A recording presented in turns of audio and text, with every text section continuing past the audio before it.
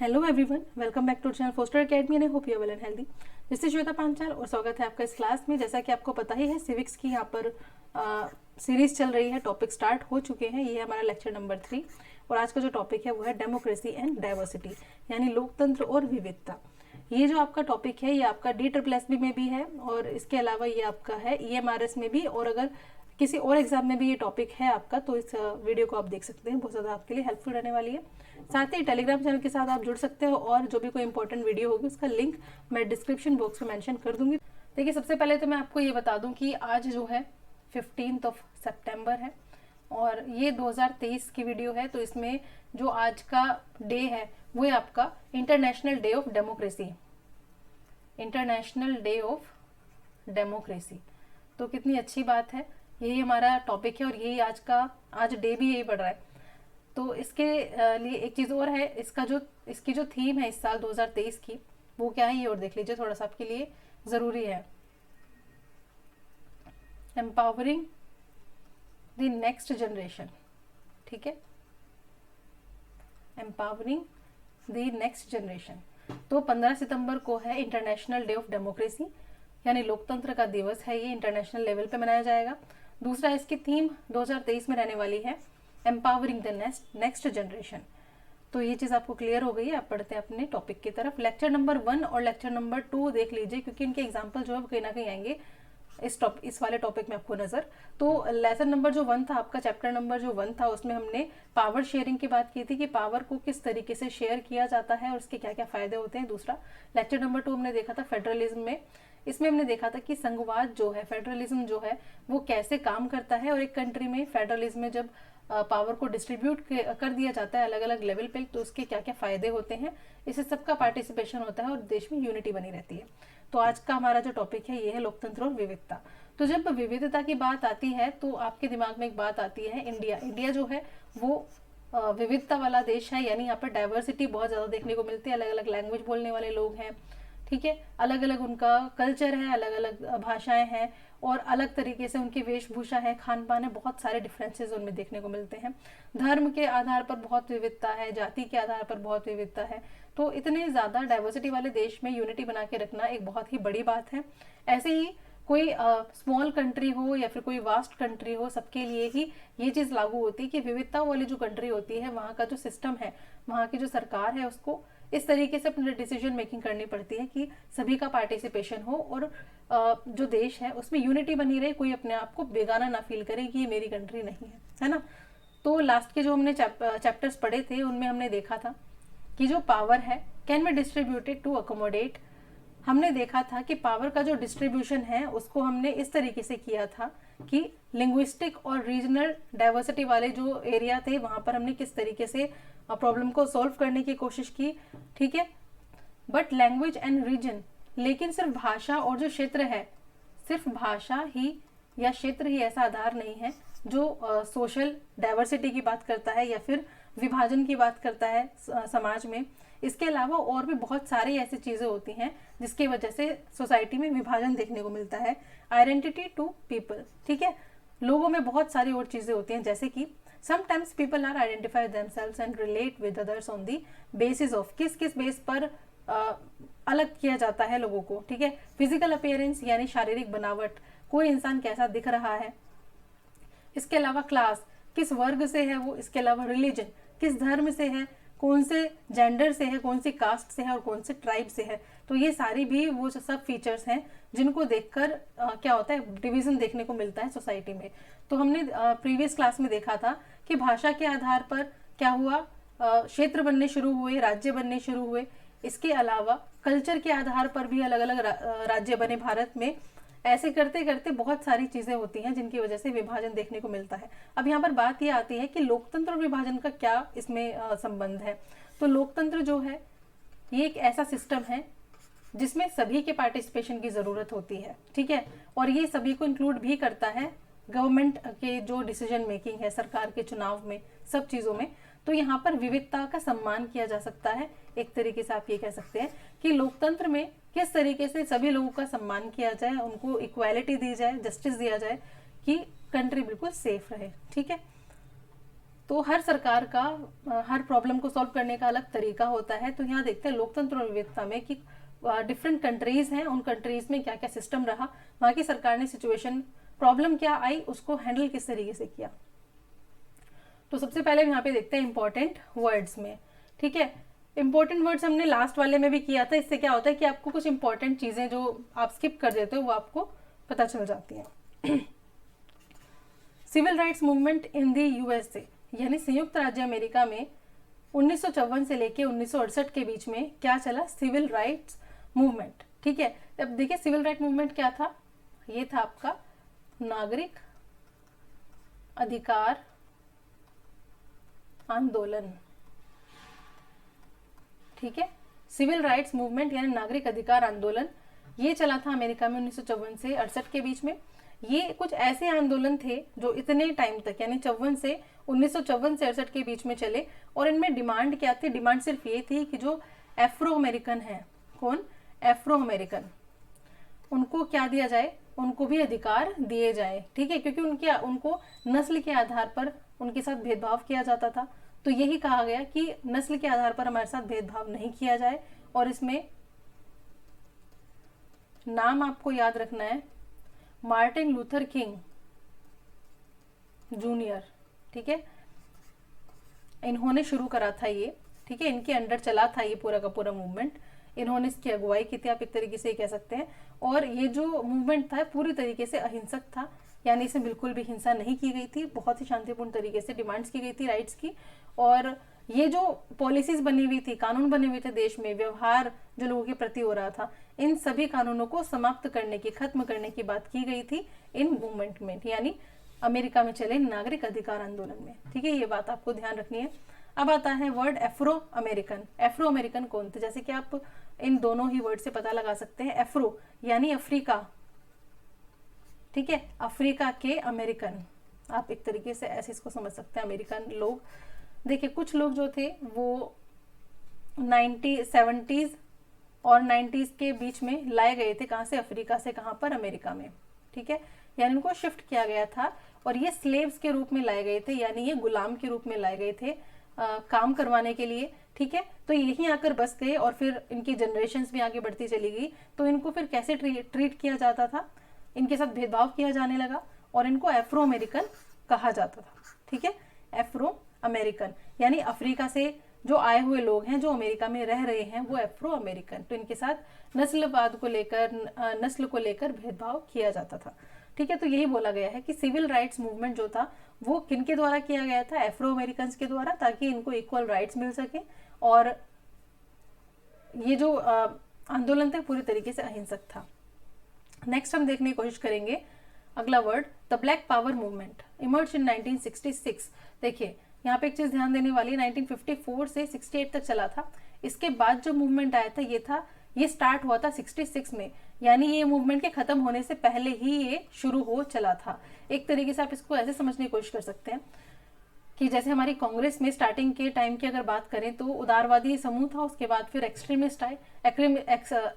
ये जो एक्सट्रीमिस्ट लोग थे इनका कहना क्या था कि जो डिमांड कर रहे हो आप राइट्स की, जो आप मांग कर रहे हो, ये बिल्कुल भी सही तरीके से नहीं कर रहे हो। अगर आराम से बोल बोल के अगर आप काम करवाते रहोगे तो कुछ भी नहीं होगा, आपको थोड़ा सा अपनी जो पॉलिसी है उसको चेंज करना पड़ेगा।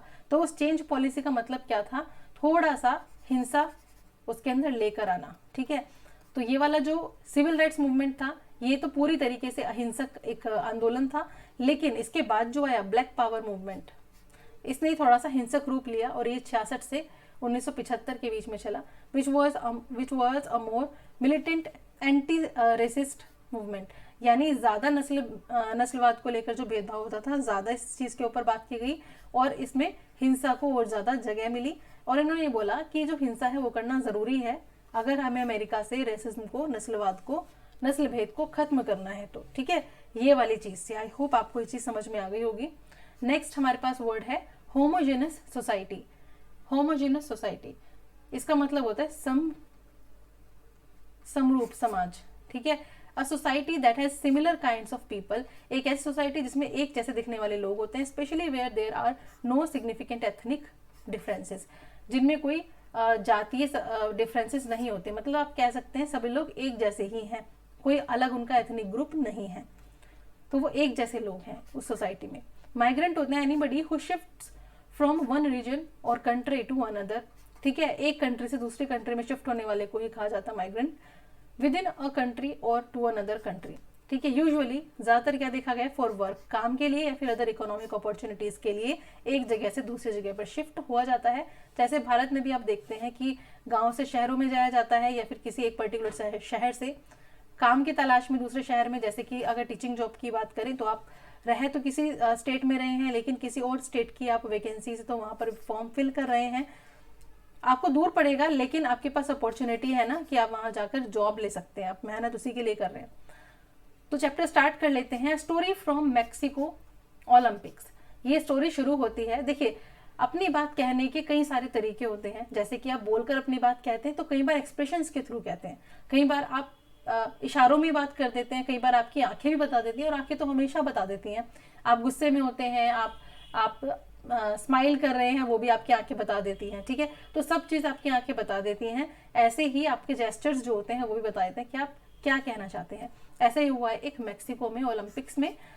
इंसिडेंट है ये ऑफ 2 यूएस एथलीट्स, यानी 2 एथलीट कहाँ के हैं, यूएस के हैं, एट मैक्सिको ओलंपिक्स, जो 1968 में मैक्सिको में ओलंपिक्स हुआ था, वहां पर ये घटना घटित हुई थी। घटना घटित होने की बात यह है कि 2 नेम आपको याद रखने हैं। पहला नेम है टॉमी स्मिथ और दूसरा नेम है John Carlos. Tommy Smith and John Carlos, दोनों ही क्या है, ये दोनों ही हैं एफ्रो अमेरिकन, ठीक है। अब आपको ये वर्ड एफ्रो अमेरिकन तो पता चल ही गया है, तो आपको बहुत इजीली पता चल जाएगा कि टॉमी स्मिथ और जॉन कार्लोस ये दोनों ही एफ्रो अमेरिकन थे। The US athlete receive there medals wearing only a pair of black socks, ठीक है। अब स्टोरी ये कहती है कि इन दोनों ने मेडल सेरेमनी हो रही थी, ठीक है। तो वहां पर देखिए, मैं आपको पहले पिक्चर दिखा देती हूँ। ये पिक्चर है, आपने देखी भी होगी पहले। तो इसमें ये जो दोनों लोग हैं, ठीक है, इन्होंने क्या किया हुआ है, सॉक्स पहने हुए हैं ब्लैक कलर की, शूज नहीं पहने हुए हैं। इसके अलावा यहाँ पर ब्लैक कलर के ग्लव्स इन्होंने पहने हुए हैं। तो ये ग्लव्स और ये सॉक्स ना पहनना, और इस तरीके से मुट्ठी बंद की हुई है, सिर ऐसे झुकाया हुआ है, सिर झुकाया हुआ है, ध्यान देना है आपको। जैसे इधर देखो कैसे देख रहे हैं, और ये इन दोनों के जेस्चर्स देखिए। तो इन दोनों के जेस्चर्स कुछ इशारा कर रहे हैं, कुछ बता रहे हैं, तुम यही देखेंगे क्या बता रहे हैं। तो क्योंकि ये विनर्स थे और एफ्रो अमेरिकन थे, तो इनको एक अच्छा मंच मिला था, इनके पास एक मौका था, आप ये कह सकते हैं कि अपनी बातों को जाहिर करने का इंटरनेशनल लेवल पे। तो इन्होंने क्या किया था, a pair of black socks ही पहने हुए थे, शूज नहीं पहने हुए थे, जो कि बता रहा था ब्लैक पॉवर्टी को, यानी अश्वेत लोग जो थे अमेरिका में, अफ्रीकन अमेरिकन जो थे, एफ्रो अमेरिकन, वो अश्वेत लोग, इनको मोस्टली अश्वेत ही कहा जाता था, यानी इनको कहा जाता, ब्लैक्स कहा जाता था। और ये गरीबी का प्रतीक बता रहे हैं कि हम लोग बहुत गरीब हैं। द ब्लैक, जो मैंने ग्लव्स की बात की थी, आर रेज्ड। यहाँ पर इनके जो फिस्ट है, यानी जो मुट्ठी है, वो इन्होंने बिल्कुल बंद मुट्ठी करी हुई है, और जो कि सिंबलाइज कर रहा है ब्लैक पावर का, यानी अश्वेत लोगों की क्या पावर का, कि हम यूनिटी में है एकदम। They were responding to social divisions and social inequality, ये कहीं ना कहीं जाहिर कर रहे थे उनके साथ होने वाले भेदभाव को, कि हमारे साथ कितना भेदभाव किया जा रहा है। विद दिस जेस्चर, इस जेस्चर के साथ उनका इंटेंशन क्या था, draw international attention to racial discrimination in the US. उनका मतलब था कि पूरी दुनिया को पता चले कि हमारे साथ नस्ल भेद के आधार पर भेदभाव किया जा रहा है, कहाँ पर, यूएस में, ठीक है। ये चीज उन्होंने की, बहुत ही बड़ा इंटरनेशनल ये मंच था, तो इनको ऐसी इन्होंने हरकत की। अब देखते बाद में इनके साथ क्या हुआ। पीटर नॉर्मन एक थर्ड नेम है जो आपको याद रखना है, पीटर नॉर्मन। ये कहाँ से था, ऑस्ट्रेलिया से, ठीक है। ऑस्ट्रेलियन एथलीट थे ये पीटर नॉर्मन। अब ये बात कर रहे हैं हम, इस वाले इमेज में देखिए, ये जो पर्सन है, ठीक है, Peter Norman wore a human rights badge on his shirt during the ceremony to show his support to the 2 Americans. इन दोनों को सपोर्ट करने के लिए इसने एक जर्सी पहनी हुई है जिसके ऊपर ह्यूमन राइट्स का बैज लगा हुआ है, जो कि ह्यूमन राइट्स को कहीं ना कहीं बता रहा है कि ह्यूमन राइट्स होने चाहिए सबके। द मेडल वर, अब जो मेडल थे इन जो दोनों को थे, मेडल इनसे वापस ले लिए गए, किससे, टॉमी स्मिथ से और जॉन कार्लोस से, क्योंकि ये बोला गया, इनके ऊपर ये आरोप लगाया गया कि इंटरनेशनल ओलंपिक एसोसिएशन इन्होंने गलत तरीके से यूज किया है, यानी इनको इस तरीके से यहाँ पर ये हरकत नहीं करनी चाहिए थी, यूएस का नाम बदनाम नहीं करना चाहिए था, तो उनको गिल्टी पाया गया और उनके जो मेडल्स हैं ये वापस ले लिए गए, और बोला कि ओलंपिक स्पिरिट को इन्होंने नुकसान पहुंचाया है और ये एक पॉलिटिकल स्टेटमेंट यानी एक राजनीतिक बयान इन्होंने दिया है, ये गलत किया है। यहाँ स्पोर्ट्स खेलने आए हो आप, किसी पॉलिटिक्स का हिस्सा बनने नहीं आए हो। तो इनको ये बात बोलकर इनके मेडल भी वापस ले लिए गए, ठीक है ना। तो ये चीज हुई थी इनके साथ। ये आगे दिखाया गया है कि ये जो आपने इमेज देखी थी ये दोनों वही लोग हैं, ठीक है। देखिए इन 2005 सेंट जॉन यूनिवर्सिटी है, ये सेंट जॉन स्टेट यूनिवर्सिटी, इसने इंस्टॉल किया था 20 फीट का हाई स्कल्पचर, किसका, इनका टॉमी स्मिथ का और जॉन कार्लोस का, लगाया गया था उसी यूनिवर्सिटी में, ठीक है। और मेडल लेते हुए इनकी फोटो जैसे थी 1968 में, बिल्कुल वैसा का वैसे ही इनकी इमेज, इनकी जो मूर्तियां हैं वो यहाँ पर स्कल्पचर जो है वो लगाए गए, ठीक है।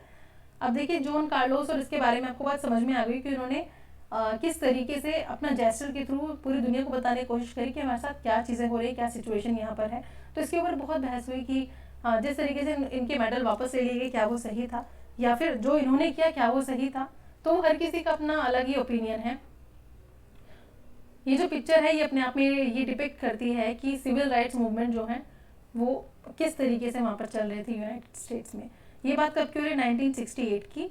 और सिविल राइट्स मूवमेंट्स कब हुए थे अगर आप देखेंगे तो इसकी हिस्ट्री अगर आप देखेंगे तो मैंने यहाँ पर आपको अभी बताया था 1968 की बात यहाँ पर है, ठीक है। यानी इसके बाद लगभग इस टाइम में एक्सट्रीमिस्ट टाइप की सिचुएशन आनी शुरू होने लगी थी।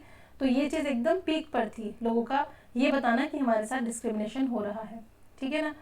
तो टॉमी स्मिथ और जॉन कार्लोस के ऊपर आपको क्वेश्चन अगर बन सकता है तो आपको स्टेटमेंट वाला क्वेश्चन बन सकता है कि क्या ये चीज़ हुई थी या इनमें से कौन सा पॉइंट गलत है। तो आपको सारी चीज़ें ही ध्यान रखनी है। अच्छा ये चीज़ और ध्यान रखनी है आपको कि किसको कौन सा मेडल मिला था। यहाँ पर अगर हम बात करें टॉमी स्मिथ की तो वो गोल्ड मेडल मिला था। अगर हम जॉन कार्लोस की बात करें तो ब्रॉन्ज से मिला था, ठीक है, यानी कांस्य पदक मिला था। और अगर हम बात करें पीटर नॉर्मन की तो इनको क्या मिला था, इनको मिला था सिल्वर, ठीक है। ये चीज़ आपको ध्यान रखनी है। चलिए आगे बढ़ते हैं। तो ये जो है थर्ड पर्सन, ठीक है, ऑस्ट्रेलियन, ये कहा जा रहा है कि भाई ऑस्ट्रेलियन था, ब्लैक भी नहीं था, एफ्रो अमेरिकन भी नहीं था, दूसरी कंट्री से था। तो ऐसा क्या बात थी कि इसने सपोर्ट दिखाया, क्योंकि ये ह्यूमन राइट्स में बिलीव करता है, यूनिटी में बिलीव करता है, तो इसने इन दोनों का सपोर्ट करके ये जेस्चर शो किया, ठीक है। नेक्स्ट आ जाइए,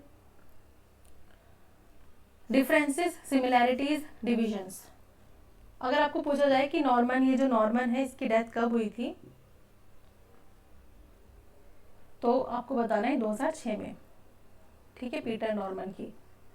क्योंकि उस वक्त पीटर नॉर्मन के साथ टोनी स्मिथ और जॉन कार्लोस दोनों ही शामिल थे, ठीक है। इतनी ज़्यादा इनमें मतलब एक दूसरे को इतना ज़्यादा ये लोग अपने इमोशंस फील करा रहे थे एक दूसरे को कि इतना ज़्यादा क्लोज हो गए थे कि स्पोर्ट्स के बाद भी इनका आना जाना खूब था।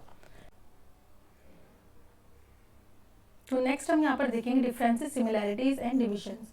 यहाँ पर देखेंगे क्या क्या विभिन्नताएं थी, असमानताएं थी और विभाजन, इनके बारे में जानने की कोशिश करेंगे। तो मैं एक वर्ड अभी स्किप हो गया है, ये मैं आपको अच्छे से समझाना चाहती हूँ। एक वर्ड है यहाँ पर रेसिज्म, जिसको हम कहते हैं जातिवाद भी इसको बोला जाता है, ठीक है। तो रेसिज्म का मतलब क्या होता है, एक ऐसा बिलीफ, ठीक है, जिसमें ये कहा जाता है कि कुछ जो रेसेस हैं लोगों की, ठीक है, लोगों की कुछ रेसेस जो हैं वो बेटर होती हैं देन अदर्स, यानी दूसरे लोगों की तुलना में ये लोग ज़्यादा अच्छे होते हैं, बेटर होते हैं, ठीक है।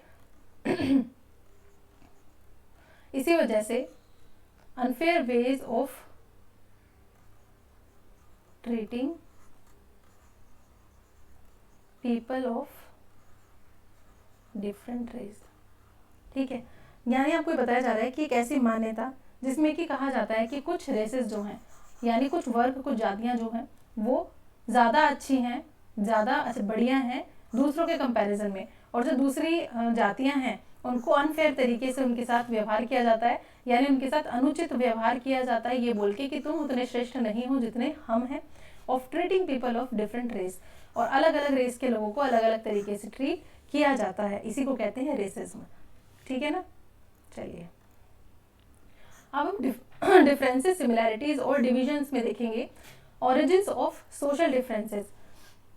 देखिए हम डिफरेंसेस की बात करें तो हमने प्रीवियस जो क्लास थी उसमें देखा था कि अलग अलग फॉर्म्स होती हैं सोशल डिविजन्स की, यानी सोसाइटी जो है वो डिवाइड होती है अलग अलग तरीके से। तो हमने बेल्जियम का एग्जाम्पल लिया था और श्रीलंका के बारे में बात की थी कि श्रीलंका में और बेल्जियम में क्या क्या प्रॉब्लम देखने को मिली थी। तो बेल्जियम में हमने देखा था कि लैंग्वेज बेस पर चीज़ें हुई हैं काफ़ी, और श्रीलंका में रीजनल यानी अलग अलग जगह पे रहने वाले लोगों का सोशल डिवीजन देखने को मिला और लैंग्वेज वाला भी देखने को मिला। ठीक है, जैसे कि सिंगली भाषा के बारे में उन्होंने बात की थी, उसको काफ़ी ज़्यादा इंपॉर्टेंस दी थी और ऑफिशियल लैंग्वेज घोषित कर दिया था।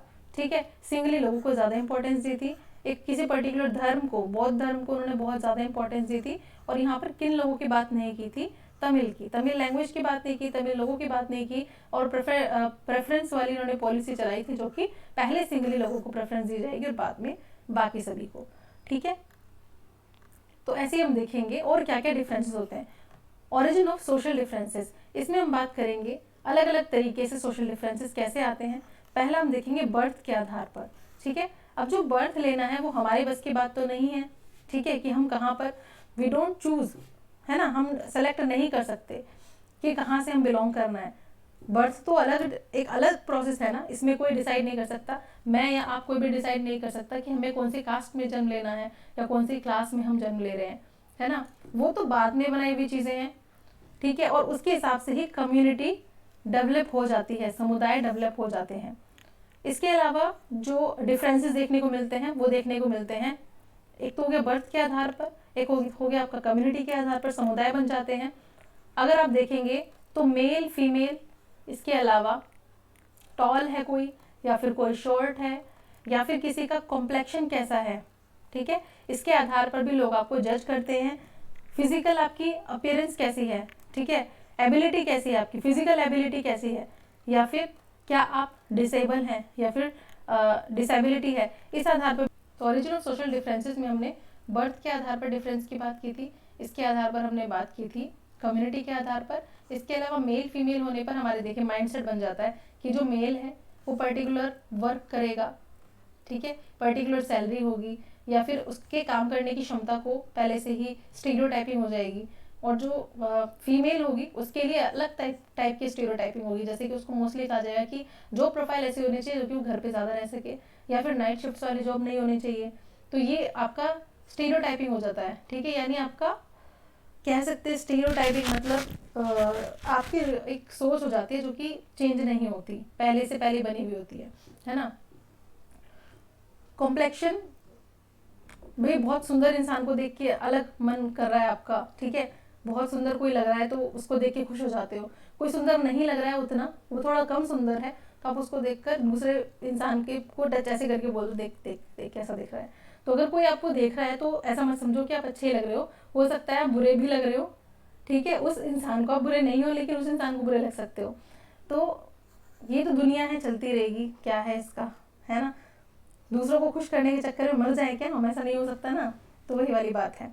तो सोशल डिफरेंसेस का जो ओरिजिन है वो ऐसे ही होता है हमारे माइंड में, बर्थ को लेकर, कम्युनिटी को लेकर, male female, complexion, physical ability, disability.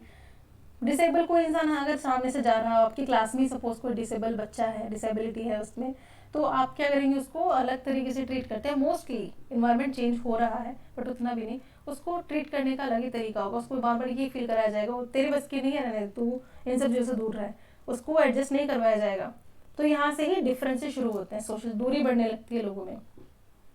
अब देखिए कुछ डिफरेंस जो होते हैं वो हमारी चॉइस पर आधारित होते हैं। ये तो हो गया birth, community, male female etcetera, ये हो गया आपकी चॉइस के आधार पर। जैसे कि कोई इंसान जिस धर्म में पैदा हुआ है जरूरी नहीं है कि उसकी मृत्यु भी उसी धर्म में हो सकता है वो अपना धर्म चेंज कर ले, उसको अपने धर्म में इंटरेस्ट ही ना हो। कितने सारी न्यूज आ रही है ना आजकल धर्म परिवर्तन की। तो ये क्या है, मैटर ऑफ चॉइस है कि अगर किसी को पसंद आ रहा है दूसरा कोई धर्म तो वो, या कोई ऐसा व्यक्ति भी हो सकता है जिसको धर्म में ही बिलीव नहीं है, जिसको भगवान में ही बिलीव नहीं है, ठीक है, वो किसी रिलीजन में भी बिलीव नहीं करता, ऐसा भी हो सकता है। दूसरी चीज यहाँ पर देखने को मिलती है कि सिमिलैरिटी कुछ लोगों में कुछ सिमिलर नहीं है पर फिर भी वो एक साथ आपस में एक दूसरे के लिए सपोर्ट कर रहे हैं। जैसे कि इस चैप्टर में हमने देखा कार्लोस और स्मिथ जो थे वो बिल्कुल सेम थे, सेम बैकग्राउंड था दोनों का, दोनों ही एफ्रो अमेरिकन थे, लेकिन एक और यहाँ पर नेम है नॉर्मन। ठीक है, नॉर्मन तो सेम नहीं था दोनों से, वो तो ऑस्ट्रेलियन था, डिफरेंट था उनसे, वाइट भी था, लेकिन फिर क्या फ़र्क था, उसको क्या ज़रूरत थी इन दोनों का सपोर्ट करने की, वो तो बिल्कुल अलग था, क्योंकि वो उसका जो बिलीव था वो था रेशियल डिस्क्रिमिनेशन को ख़त्म करना, है ना। सिंपैथी दिखाने में और एम्पैथी दिखाने में फ़र्क होता है, पता है ना तो सभी को। सिंपैथी होता है अरे यार उसके साथ ये चीज़ हो गई, बहुत बुरा हुआ, बहुत बुरा हुआ। एम्पैथी अच्छा ऐसे कैसे हुआ, मैं देखती हूँ उस चीज़ को। ठीक है, मतलब जब खुद को उस जगह पर रख के आप फील करते हो बात को, तो आपको ज़्यादा पेन फील होगा। सिंपैथी में आपको पेन ही फील नहीं होगा, अच्छा ठीक है ये हो गया, ओहो तो बड़ा गलत हुआ तेरे साथ, है ना। लेकिन एम्पैथी ज़्यादा स्ट्रॉन्ग वाला इमोशन है। ठीक है, एम्पैथी ज़्यादा स्ट्रॉन्ग वाला इमोशन है, और जिस फ्रेंड को एम्पैथी ज़्यादा होगी वो आपका बेस्ट फ्रेंड बन जाएगा, बाकी सब जानने वाले रह जाएंगे सिंपैथी वाले, है ना। चलिए आगे बढ़ते हैं। तो ये चीज़ आई होप आपको समझ में आ गई होगी। मैंने क्या बताने की कोशिश की है कि सोशल डिफरेंसेस जो है उनका ओरिजिन अलग अलग तरीके से आपको देखने को मिलता है। देखिए कई बार क्या होता है, इसी वाले में, इसी पोर्शन में मैं यहाँ पर इस चैप्टर का कुछ भी एक पॉइंट नहीं छोड़ूंगी कि आपको बाद में ये लगे कि मैम ने ये नहीं कराया, सारे पॉइंट्स मैं आपके यहाँ पर क्लियर करूंगी। एक चीज़ ये होती है यहाँ पर कि सेम ही कास्ट है, ठीक है, लेकिन अलग रिलीजन है, लेकिन आप फिर भी अपनापन फील करते हो।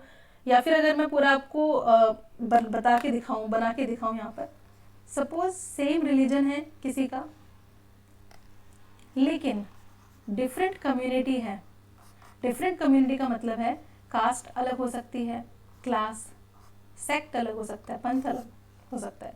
तो सेम रिलीजन तो है लेकिन डिफरेंट कम्युनिटी है, तो आप वहाँ पर अलग फील करते हो।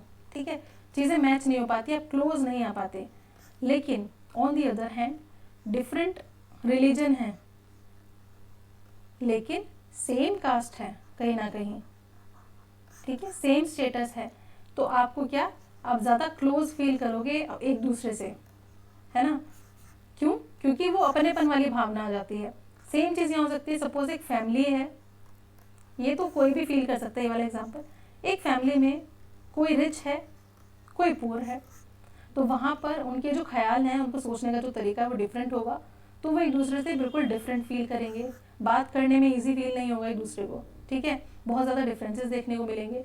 तो यहाँ पर हम बात करते हैं कि एक जो इंसान है उसकी एक से ज़्यादा आइडेंटिटी होती है, एक से ज़्यादा पहचान होती है, और इस पहचान की वजह से ही एक से ज़्यादा सोशल ग्रुप्स में वो बट सकता है। ज़रूरी नहीं है कि एक व्यक्ति एक ही ग्रुप का हिस्सा हो, एक व्यक्ति बहुत सारे ग्रुप का हिस्सा हो सकता है, क्योंकि उसकी पहचान भी अलग है। ठीक है, चलिए आगे बढ़ते हैं। Overlapping and cross cutting differences, इसका मतलब क्या होता है? इसका मतलब होता है, हिंदी में लिख देती हूँ, विभिन्नताओं में सामंजस्य व टकराव।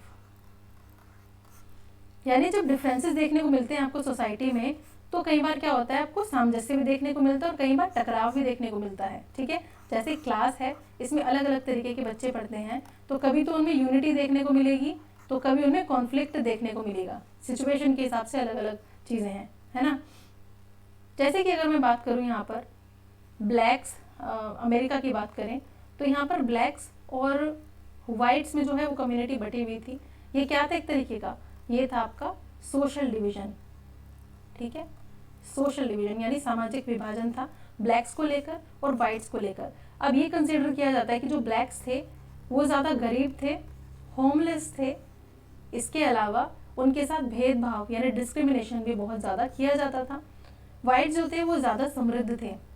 जैसे वहाँ पे हालत ब्लैक्स की है, ऐसे यहाँ पर इंडिया में एक वर्ड यूज़ होता है दलित। ठीक है, जिनको कंसिडर किया जाता है पुअर और लैंडलेस, यानी जिनके पास ज़मीन नहीं है ज़्यादातर के पास, है ना। अब ये बात आपको ध्यान रखनी है, ये जो वर्ड है ये एक सोशल वर्ड आप कह सकते हो। ठीक है, तो सोशली जब इंसान डिस्कनेक्ट हो जाएगा तो वो इकोनॉमिकली, मेंटली, फिजिकली हर तरीके से डिस्कनेक्ट हो जाएगा। लेकिन अगर सोशली स्ट्रॉन्ग है तो उसको ज़्यादा आसानी रहेगी और क्षेत्रों से जुड़ने में। ठीक है, तो इसी वजह से जो है वो सरकार द्वारा और पॉलिसीज़ वगैरह लाई गई। तो लोकतंत्र की यही तो खासियत थी ना, इसीलिए तो लोकतंत्र लाया जाता है, ताकि हर वर्ग, हर कैटेगरी, मेल, फीमेल और डिसेबिलिटी वाले और अलग तरीके के लोग, हर तरीके के लोगों को शामिल किया जाए, सभी का इंक्लूजन किया जाए। अगर सबका इंक्लूजन होगा तो उस कंट्री को आप डेमोक्रेटिक कंट्री कह सकते हैं। अगर सबका इंक्लूजन कोई कंट्री नहीं कर पाई तो फिर डेमोक्रेटिक कंट्री उसको नहीं कह सकती, क्योंकि किसी भी डेमोक्रेसी में लोगों का हक होता है कि सभी का पार्टिसिपेशन जरूरी है। ठीक है, अब हम एक चीज़ और देखेंगे। यहाँ पर इंक्लूजन की बात हुई है, इसमें कोई रिलीजन भी शामिल हो सकता है, कैटेगरी शामिल हो सकती है, कोई कास्ट शामिल हो सकती है, सब इसमें सबको इक्वल पार्टिसिपेशन यहाँ पर देने की बात होती है। ठीक है, देखिए अब हम बात करते हैं, अब कुछ एग्जाम्पल लेते हैं हम इस चीज़ का। उत्तरी आयरलैंड, ठीक है, उत्तरी आयरलैंड, ठीक है, इससे रिलेटेड क्या चीज़ हुई थी आपको ये देखना है। सबसे पहले तो मैं दूसरी कंट्री का एग्जांपल बता देती हूँ। उत्तरी आयरलैंड है और दूसरा है आपका नीदरलैंड्स। ठीक है, इन दोनों कंट्रीज की सिचुएशन देखेंगे कि वहाँ पर क्या हुआ। अगर हम नदर्न आयरलैंड की बात करें, यानी उत्तरी आयरलैंड की बात करें, तो यहाँ पर सभी लोग क्या थे, यहाँ पर भी उत्तरी आयरलैंड में भी और नीदरलैंड्स में भी, दोनों में ही क्रिश्चियंस थे। ठीक है, यानी यहाँ के लोग जो हैं, दोनों ही कंट्रीज के लोग क्या है, क्रिश्चियंस हैं। और दोनों ही कंट्रीज में क्या मानने वाले लोग हैं, कैथोलिक को मानने वाले भी हैं और प्रोटेस्टेंट्स को मानने वाले भी हैं। इस चीज़ को समझना ज़रा, यहाँ से क्वेश्चन बनेगा तो कंफ्यूज नहीं होना है। हम यहाँ पे दो कंट्री के एग्जाम्पल ले रहे हैं कि सामंजस्य बैठाने वाला और टकराव होने वाला दोनों ही सिचुएशन देखने को मिलती हैं। वो वहाँ की सरकार डिपेंड करती है कि किस तरीके से उस सिचुएशन को देखती है। तो यहाँ पर उत्तरी आयरलैंड और नीदरलैंड्स की बात करते हैं। दोनों ही कंट्री में एक ही धर्म को मानने वाले लोग थे, क्रिश्चियन धर्म को। और क्रिश्चियन धर्म में भी दो पार्ट में डिवाइड था, ये दो पार्ट में डिवाइड है, कैथोलिक और प्रोटेस्टेंट। अब देखिए आयरलैंड ने सिचुएशन में क्या किया और नीदरलैंड्स में क्या हुआ। ठीक है, नीदरलैंड में अलग सिचुएशन थी और उत्तरी आयरलैंड में अलग सिचुएशन थी। उत्तरी आयरलैंड में सिमिलैरिटी आपको देखने को मिलती है क्लास और रिलीजन के बीच में। ठीक है, क्या देखने को मिलती है, सिमिलैरिटी। इस पॉइंट को आपको ध्यान से देखना है। वर्ग और धर्म सेम है। उत्तरी आयरलैंड में सभी लोगों के वर्ग और धर्म बिल्कुल सेम है। ठीक है, यानी क्लास और रिलीजन बिल्कुल सेम है। यानी क्या कर रहा है, ओवरलैप। क्या कर रहा है, ओवरलैप। तो यहाँ पर ये नीदरलैंड नहीं है, आयरलैंड है, उत्तरी आयरलैंड। ठीक है ना, कैथोलिक और प्रोटेस्टेंट दोनों ही धर्म को मानने वाले लोग हैं। लेकिन कैथोलिक जो हैं धर्म के लोग, वो गरीब हैं और उनके साथ भेदभाव किया जाता है। ठीक है, गरीब है और उनके साथ भेदभाव किया जाता रहा। और प्रोटेस्टेंट जो लोग हैं, उनका जो था वो मामला अलग था। तो इन दोनों के बीच में ही कॉन्फ्लिक्ट यहाँ पर देखने को मिला। ठीक है, ओवरलैप वाले में क्या देखने को मिला, कॉन्फ्लिक्ट देखने को मिला। जैसे कि हमेशा ज़रूरी नहीं है कि डिफरेंट कम्युनिटी के लोग हैं तो हमेशा टकराव ही होगा, और ऐसा भी पॉसिबल नहीं है कि डिफरेंट कम्युनिटी के लोग हैं तो हमेशा साथ ही रहेंगे। तो ये बात यहाँ पर प्रूव हो गई है कि सिमिलैरिटी तो है, एक ही वर्ग है, एक ही धर्म है। ठीक है, और उस धर्म में दो पार्ट में बटे हुए लोग हैं, जिसमें कि एक पार्ट जो है वो गरीब और भेदभाव से पूर्ण है और दूसरा अलग है, और इन दोनों में ही कॉन्फ्लिक्ट वाली चीज़ देखने को मिलती है। लेकिन इस सिचुएशन में आगे क्या हुआ, ऐसा क्या हुआ। लेकिन नीदरलैंड की अगर कंडीशन देखोगे आप, ये जो कंट्री है नीदरलैंड्स, अगर यहाँ की कंडीशन देखोगे तो यहाँ पर आपको कौन सी कंडीशन मिलेगी, कट क्रॉस ईच अदर। ठीक है, यानी इनके बीच में मेल नहीं है कोई। उत्तरी आयरलैंड में वर्ग को लेकर और धर्म को लेकर सिमिलैरिटी देखने को मिली थी, लेकिन इस कंट्री में वर्ग और धर्म को लेकर कोई भी मेल नहीं है। ठीक है, बिल्कुल भी आपस में मेल नहीं है। दोनों में ही कैथोलिक और प्रोटेस्टेंट को मानने वाले लोग हैं, और दोनों ही तरीके के लोग, गरीब और अमीर, दोनों ही तबकों में मिलेंगे। आई होप आप समझने की कोशिश कर रहे हैं मैं क्या बोल रहा हूँ। पर नीदरलैंड्स में क्या है, वर्ग और धर्म जो है वो बिल्कुल भी सेम नहीं है। ठीक है, कुछ लोग कैथोलिक हैं, कुछ लोग प्रोटेस्टेंट हैं, और दोनों में ही, चाहे वो कैथोलिक हो चाहे प्रोटेस्टेंट हो, अमीर लोग भी देखने को मिलेंगे और गरीब लोग भी देखने को मिलेंगे, ठीक है। तो यहाँ पर ऐसा कोई तालमेल नहीं है कि सिमिलैरिटी आ रही है, बिल्कुल अलग चीज़ें हैं। और यहाँ पर कोई भी कॉन्फ्लिक्ट लोगों में नहीं है, यानी धर्म और रिलीजन को लेकर, वर्ग को लेकर यहाँ पर लोगों ने कुछ भी इशू नहीं बनाया और एक दूसरे से ही बिल्कुल अलग रहे इस चीज़ को लेकर, मतलब आपस में साथ में रहे। तो आप कह सकते हैं कि ये जो क्रॉस कटिंग वाला जो सोशल डिफरेंस, क्या कह सकते हैं आप, सोशल डिफरेंसेस आप देखते हैं, इसको मैनेज करना ज़्यादा आसान है, ठीक है। तो आप इसको क्या कह सकते हैं कि विविधता होते हुए भी एकता है, ठीक है ना। विविधता होते हुए भी यहाँ पर आपको एकता देखने को मिलती है, लेकिन इस वाले केस में, उत्तरी आयरलैंड वाले केस में, आपको कहीं ना कहीं सिमिलैरिटी है चीज़ों में, लेकिन फिर भी डिफरेंस देखने को मिलता है। अब यहाँ इसके अलावा नेक्स्ट हम देखते हैं क्रॉस कटिंग डिफरेंसेस में हम बात करेंगे इसके अलावा जर्मनी की और स्वीडन की। यहाँ पर भी समरूप समाज आपको देखने को मिलेंगे, जो कल्चरली, कल्चर के तौर पे, लैंग्वेज, हर किसी तौर पे एक जैसे हैं, एक समान है, फिजिकल अपीयरेंस में भी, ठीक है, एक तरीके से शारीरिक बनावट में भी कोई भी डिफरेंस नहीं है। लेकिन क्योंकि यहाँ पे बाहर से लोग आ रहे हैं, ठीक है, दूसरी कंट्रीज से लोग यहाँ पर आके शिफ्ट हो रहे हैं, तो उसकी वजह से अब बदलाव आ रहा है, यहाँ पर चेंज आ रहा है। तो इस वजह से इस तरह की जो कंट्रीज हैं अब उनको कहा जाता है मल्टी कल्चरल कंट्रीज, यानी बहु संस्कृतिवाद, बहुसंस्कृति वाली कंट्री ये बन गई है। मतलब इनका अपना खुद का कल्चर तो है ही, साथ में बाहर से लोग आ रहे हैं, तो इस वजह से अपना कल्चर वो लेके आ रहे हैं, तो उस कल्चर को भी वहाँ पर फॉलो किया जा रहा है उन लोगों के द्वारा। तो इसको हम अगर इंग्लिश में बोल लेंगे समरूप समाज, तो अभी हमने वर्ड्स में देखा था होमोजेनियस सोसाइटी। इसमें कोई स्पेसिफिक क्या है, एथनिक ग्रुप नहीं होता, कोई एथनिक डिफरेंसेस नहीं होता, सिमिलैरिटी आपको ज़्यादा देखने को मिलती है, ठीक है। आगे हम बात करेंगे पॉलिटिक्स ऑफ सोशल डिविजन्स। इसमें सबसे पहले हमारा टॉपिक है range of outcomes. Range of outcomes का मतलब है परिणामों का दायरा, ठीक है। हमने यहाँ पर एग्जाम्पल लिया था उत्तरी आयरलैंड का, ठीक है, उत्तरी आयरलैंड। यहाँ पर क्या सिचुएशन थी, इसमें दो धर्म को मानने वाले लोग थे, एक तो कैथोलिक था और एक प्रोटेस्टेंट था।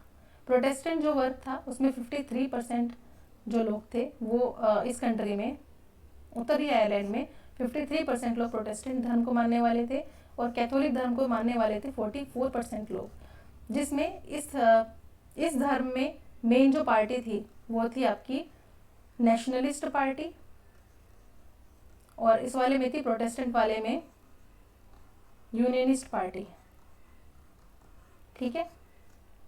तो इनको जो डिफरेंस था, इनकी जो टकराव थी, वो किस चीज़ को देखने को मिलती, बहुत ज़्यादा इनमें टकराव देखने को मिला और मार काट बहुत ज़्यादा हुई, आंदोलन बहुत ज़्यादा देखने को मिले। अब जो यूनियनिस्ट पार्टी थी वो कहती थी कि हमें ग्रेट ब्रिटेन में मिलना है। कहाँ पर? ग्रेट ब्रिटेन में मिलना है, क्योंकि वहाँ पर प्रोटेस्टेंट धर्म को मानने वाले लोग बहुत थे, ठीक है। अब कोई भी व्यक्ति जो है वो अपने जैसे व्यक्ति की तरफ भागता है, अपने जैसे धर्म की तरफ, अपने जैसे भाषा संस्कृति वाले लोगों की तरफ भागता है। तो ये जो प्रोटेस्टेंट धर्म था यहाँ पर 53% लोग मानते थे।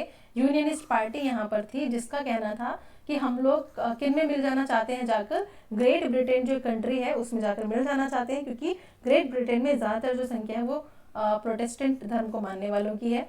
दूसरी तरफ अगर कैथोलिक धर्म की बात करें, 44% लोग कैथोलिक धर्म के थे उत्तरी आयरलैंड में, और ये नेशनलिस्ट पार्टी जो है ये इनका एक तरीके से कह सकते हैं कि इनकी अगुवाई वाली एक कंट्री थी, और ये मिलना चाहते थे किसके साथ?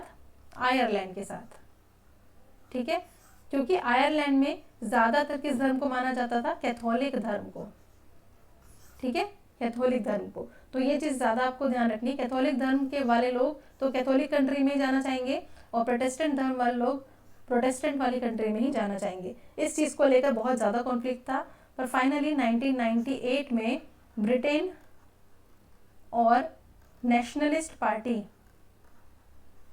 के बीच में समझौता हुआ और फाइनली इस प्रॉब्लम को सॉल्व कर लिया गया, ठीक है, 1998 में। तो क्वेश्चन आपको डायरेक्ट पूछा जा सकता है कि ब्रिटेन और नेशनलिस्ट पार्टी के बीच में समझौता कब हुआ था इस सिचुएशन को लेके, हालात को लेके? तो ये हुआ था 1998 में, ठीक है ना। आगे बढ़ते हैं। यहाँ पर बुल्गारिया, रोमानिया और इंडिया की कहानी की अगर बात करें तो इनमें भी सोशल जो डिफरेंसेस है वो देखने को मिले। ऐसी बात बताई गई कि किसी को पर्टिकुलरली आप देख कर ये अंदाज़ा लगा लेते हैं कि कोई पर्टिकुलर कास्ट से है या इसकी क्लास क्या है या ये कौन से रिलीजन से है।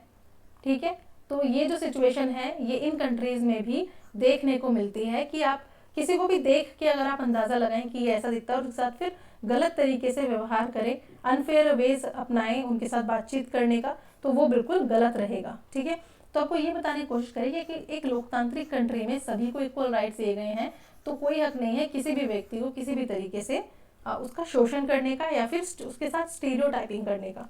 ठीक है, नेक्स्ट चलते हैं। नेक्स्ट हम देखेंगे 3 डिटर्मिनेंट्स, यानी 3 आयाम। कौन कौन सी इंपॉर्टेंट चीज़ है जो किसी भी चीज़ में आपको ध्यान रखनी है। मोस्टली ये कहा जाता है कि जो सामाजिक विभाजन है, ठीक है, इसके बाद आपको राजनीतिक विभाजन देखने को मिलेगा ही मिलेगा, क्योंकि पॉलिटिकल पार्टीज जो हैं वो कहीं ना कहीं सोशली डिवीजन का फ़ायदा उठाते हैं और उनकी भावनाओं के साथ कहीं ना कहीं खिलवाड़ किया जाता है कि कोई पर्टिकुलर कम्युनिटी है तो उसको वोट बैंक के रूप में यूज़ करना, या फिर कहीं ना कहीं सामाजिक विभाजन राजनीतिक विभाजन के साथ जुड़ ही जाता है। तो अब आपको ये देखना है कि आप सोशली चीज़ों को पॉलिटिकली कैसे कनेक्ट करते हैं या फिर इसके लिए क्या कर सकते हैं। तो इसके लिए 3 आयाम हैं।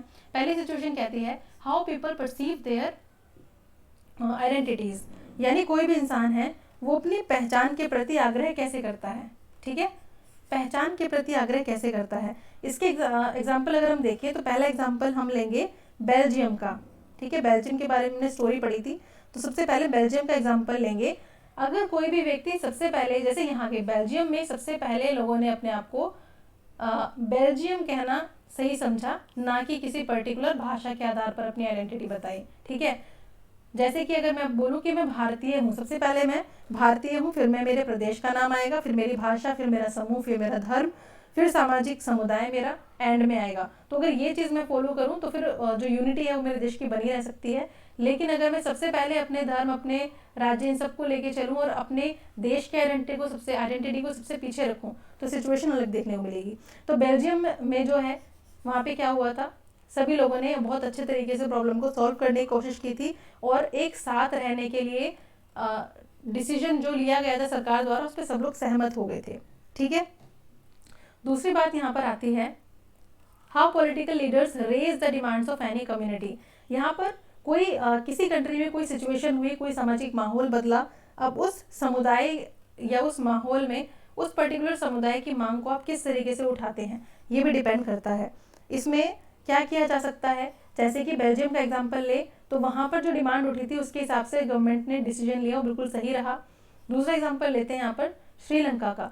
श्रीलंका में क्या हुआ था कि एक पर्टिकुलर समुदाय के साथ चली गई थी कंट्री। ठीक है, जैसे कि सिंघली समुदाय था तो ऑफिशियल लैंग्वेज सिंघली बना दी, सिंघली लोगों को, इसके अलावा सिंघली धर्म को, बौद्धिज्म को बहुत ज़्यादा प्रमोट कर रहे हैं, जॉब्स यूनिवर्सिटीज़ में इंग्लिश को प्रेफरेंस दे रहे हैं। तो ये सारी चीज़ों की वजह से जो दूसरा समुदाय है, बाकी समुदाय, वो नाराज़ हो गए और वहाँ पे कॉन्फ्लिक्ट की स्थिति देखने को मिली। तो ये जो पॉलिटिकल लीडर्स होते हैं इनके ऊपर डिपेंड करता है कि ये डिमांड्स को, सपोज एक अल्पसंख्यक वर्ग है या फिर कोई एक समुदाय या फिर फीमेल ही ले लो, कोई भी एक वर्ग हो सकता है, उनकी जो डिमांड है, क्या डिमांड है वो देखना पड़ेगा और आपको उनकी डिमांड को भी ध्यान में रखना पड़ेगा और दूसरे वर्ग को भी, यानी सभी की डिमांड्स को आपको ध्यान में रखना है और उसके हिसाब से काम करना है। अगर किसी एक समुदाय की डिमांड को आप सबसे ऊपर रखेंगे तो बाकी समुदाय फिर क्या हो जाएगा, उनका नुकसान हो जाएगा और फिर यूनिटी तो आप उस देश में बनी रह सकती ही नहीं। तो ये वाली सिचुएशन देखने को मिली थी यूगोस्लाविया में। ठीक है, ये वाली सिचुएशन कहाँ देखने को मिली थी, यूगोस्लाविया में। नेक्स्ट हमारे पास है third point, how the government reacts to demand of different groups. यानी डिमांड तो हमने भी बात की डिमांड की, क्योंकि डिमांड को कैसे देखते हैं, अब डिमांड तो आ गई है, उस डिमांड को सॉल्व करने के लिए क्या तरीका अपनाते हैं ये इंपॉर्टेंट है। ये आपका चला जाएगा चैप्टर नंबर 1, आपका टॉपिक जो है आपका पावर शेयरिंग। ठीक है, पावर शेयरिंग यानी सत्ता में साझेदारी आप किस तरीके से कंफर्म करेंगे सभी लोगों की। अगर आप बेल्जियम की तरह देखेंगे, जैसे बेल्जियम में सेंट्रल लेवल पर रूल बनाया गया, स्टेट को पावर दी गई, काफ़ी सारी कम्युनिटी गवर्नमेंट बनाई गई, तो इस तरीके से प्रॉब्लम को सॉल्व करने की कोशिश करी और ये कोशिश करी कि किसी भी लैंग्वेज के लोग हों, किसी भी एरिया में रहते हों, उनका इक्वल पार्टिसिपेशन उसने दिया। तो सभी लोगों को फील हुआ हाँ ये हमारी कंट्री है क्योंकि हमें पूछा जा रहा है, लेकिन हम डिमांड कर रहे हैं लेकिन हमारे डिमांड को तो सुना ही नहीं जा रहा है, तो फिर वहाँ पर कंट्री क्या होगी, यूनिटी एकदम खत्म हो जाएगी। तो ये हमारी गवर्नमेंट के ऊपर डिपेंड करता है कि जो डिमांड्स उठी हैं उन डिमांड को टैकल करने का और हैंडल करने का वो क्या तरीका अपनाते हैं, यही बताएगा कि यूनिटी जो है देश की वो बनी रहेगी या खत्म हो जाएगी। ठीक है, ये चीज़ देखने को मिलेगी यहाँ पर। तो एक आपके चैप्टर में अगर आप देखेंगे तो आपको कुछ चीज़ें देखने को मिलेंगी, जैसे कि एक बॉल टाइप आपको बनी मिलेगी, ठीक है, और इसमें डॉट डॉट देखने को मिलेंगे आपको ब्लैक कलर के, बाकी व्हाइट कलर के। एक बॉल आपको देखने को मिलेगी जिसमें एक तरफ की तरफ ब्लैक डॉट मिलेंगे, एक तरफ आपको व्हाइट बॉल है। ठीक है, तो इस बॉल में आपको क्या देखने को मिलेगा कि जब ये सब साथ में है तो ठीक तरीके से होगा, यानी जोश होगा, कंट्री एकदम यूनिटी, कंट्री में यूनिटी बनी रहेगी और एक दूसरे के साथ बन के रहेंगे सब एक साथ। यहाँ पर क्या है, यहाँ पर आ गया है डिफरेंस। ठीक है, ये अलग हो गए, ये अलग हो गए, इसको कहा जाएगा नस्लवाद। ठीक है, तो ये सिचुएशन तो किसी भी कंट्री के लिए गलत ही है, कोई इंडिया जैसी वास्ट कंट्री हो या फिर बेल्जियम जैसी कोई छोटी कंट्री हो, सोशल ग्रुप्स अलग अलग जगह पे होते हैं, कम्युनिटीज़ जो हैं वो अलग अलग जगह पे होती हैं। हर एक कम्युनिटी की डिमांड को सुनना और उसके हिसाब से ऐसे रिएक्ट करना कि दोनों ही कम्युनिटी सेटिस्फाई हो जाए और कंट्री में रहने के लिए तैयार हो जाए, ठीक तरीके से रहने के लिए। ठीक है, तो यही था इस चैप्टर में। और एंड में बस यही बोलूँगी कि कोई भी प्रॉब्लम हो, कोई भी समस्या हो, चाहे कोई भी ग्रुप हो, कोई भी कैटेगरी हो, कोई भी कम्युनिटी हो, सभी के लिए जो डेमोक्रेसी है इक्वल है। डेमोक्रेसी का मतलब ही है लोगों का शासन, लोगों का, ठीक है, लोगों द्वारा ही होता है, लोगों के लिए ही है, तो सभी को आपस में ठीक तरीके से काम करना है। चलिए, तो ये टॉपिक आपका हो चुका है कंप्लीट बिल्कुल। इसके एमसीक्यूज थोड़े टाइम बाद आ जाएंगे, अभी ही आ जाएंगे नाइट में। तो मिलते हैं अपनी नेक्स्ट वीडियो में, और चैनल को सब्सक्राइब कर लीजिए, वीडियो अच्छी लगी तो लाइक ज़रूर कीजिए। चैप्टर, ये टॉपिक हो सकता है थोड़ा बड़ा हो गया हो, लेकिन इसमें इतना समझाना तो मुझे लगता है कि बनता ही था। ठीक है, नहीं तो नॉर्मली तो आप भी रीड आउट इसको कर ही लेते हैं ना। तो चलिए मिलते हैं अपने नेक्स्ट वीडियो में। Thank you so much watching this video.